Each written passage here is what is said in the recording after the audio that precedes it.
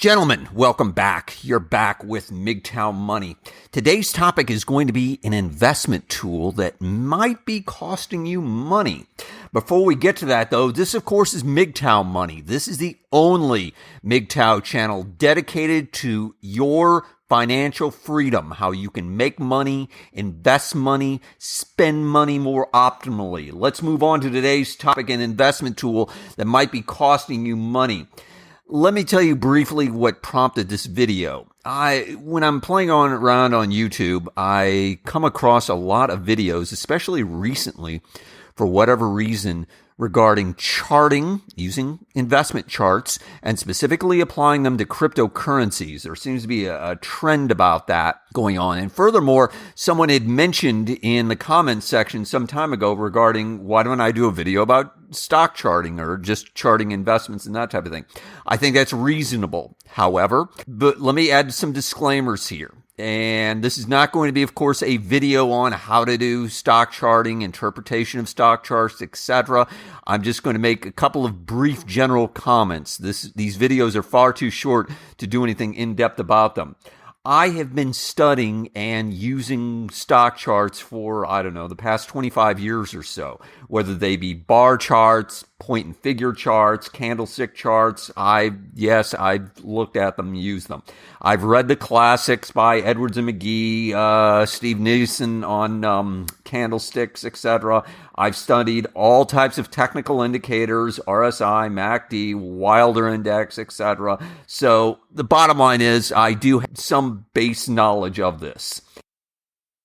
What has me concerned as I watch these videos and the discussion of cryptocurrencies in particular in these videos, and as well as this goes on sort of in the general media, in particular on some of the business channels, where they're discussing with such confidence and ferocity, the Fibonacci ratios and the Elliott wave and the 1, 2, 3s and the ascending triangles, or, on this candlestick chart, we have a doji, or we have this engulfing bearish sign here of an engulfing day and that type of thing. Gentlemen, I can only put it in simple terms for you.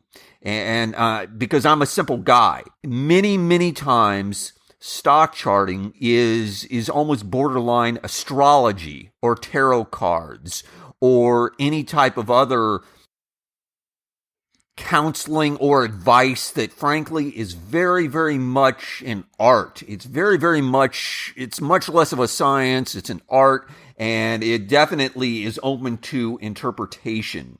So therefore, I would highly recommend that when you hear people talking about these charts and that type of thing, frankly, you need to have a high degree of skepticism. You need to be extremely, extremely skeptical in terms of what they're talking about. And again, I'm speaking as a person who uses charts. I enjoy looking at charts. I'm going to include many of the slides here, and you can look at the charts yourself. Charts are wonderful.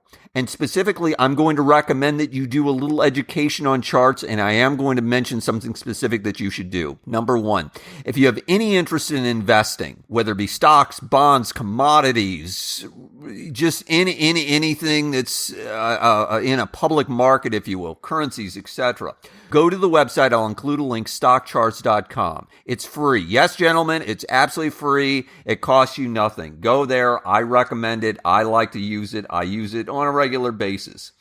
It allows you to look at charts on all types of different markets, on all types of time periods, 1, 2, 3 year, etc.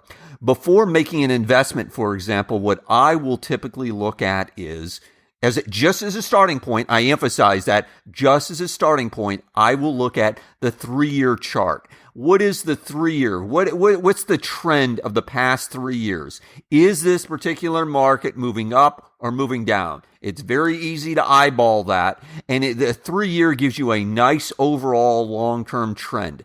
Then I will narrow down to a 1-year chart. A 1-year chart is the most common charts that most people use, most, quote, chartists use. A 1-year chart will give you a good idea of what's happened over the past 12 months, as well as, most importantly, give you an idea of the trend. What I furthermore will overlay on the chart, and of course you can do this using stockcharts.com, or use any other charting service. Frankly, I couldn't care less.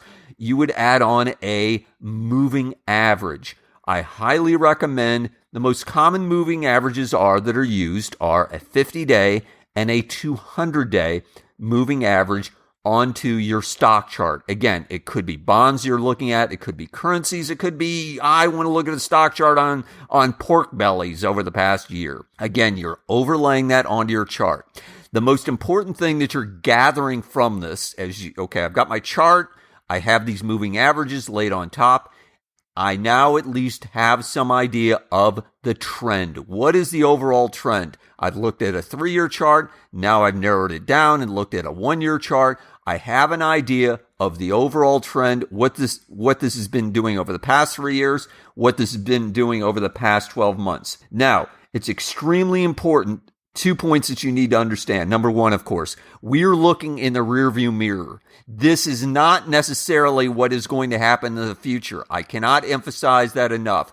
Charts in my opinion, are not necessarily indicative of what's going to happen in the future. I will say, however, just like everything else, again, this is more art than science, and I can't emphasize that enough. You want to be investing in things where the trend is your friend. If you're going to go long, in other words, you're going to buy something, you want to buy something that is going in that direction.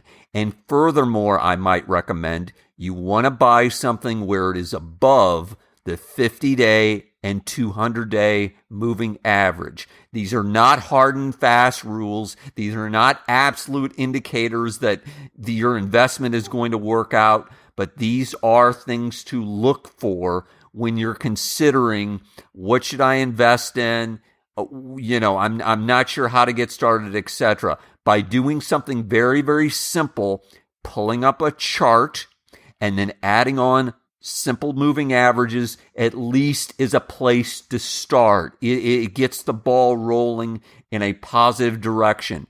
I would encourage you, whether you're looking to be a short-term trader or whether you're looking to hold for the next 20 years, if nothing else, pull up a chart, and this includes mutual funds and ETFs, by the way. Do so before you invest your money. I'm going to further say, again, regarding charts, after you've done this, after you've made this initial step, start laying on additional questions that you might have that have nothing to do with the charts in terms of where does this fit in? Where is this investment in terms of a valuation perspective? Where are we at in terms of the world economy?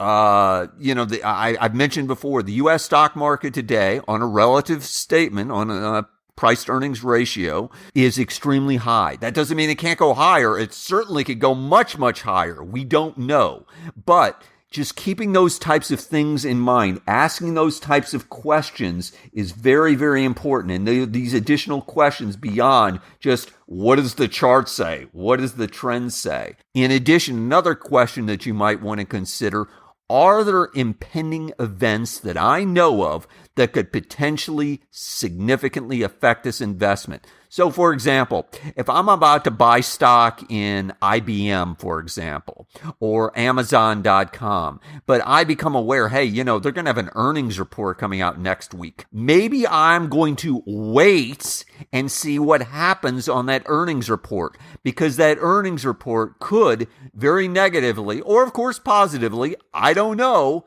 affect what the stock does. So just be aware. Again, you're laying on these additional questions beyond just, hey, I saw this guy on a YouTube video and he's very confident and he had all this great stuff about the Elliott wave on this particular crypto and it sounds great and he's all confident, etc. Gentlemen, charts need to be a first step, in my opinion, when you're considering an investment. Yes, you want to go with the flow of the trends and that type of thing. Yes, there's lots of things that are trending up, whether it be Bitcoin overall has been trending up. Ethereum, of course, has been trending up. The overall stock markets across the world have been trending up. But start adding on additional questions before investing your money. Let's wrap up. We, of course, gentlemen, with this channel are building an international army of financially independent men. And because we're moving this forward, I need you to help me. I need you to share this video on forums. I need you to share this video with friends. I hope you hit the like button if you found it useful. And just as importantly, hit the subscribe button if you haven't already. John Galt, out.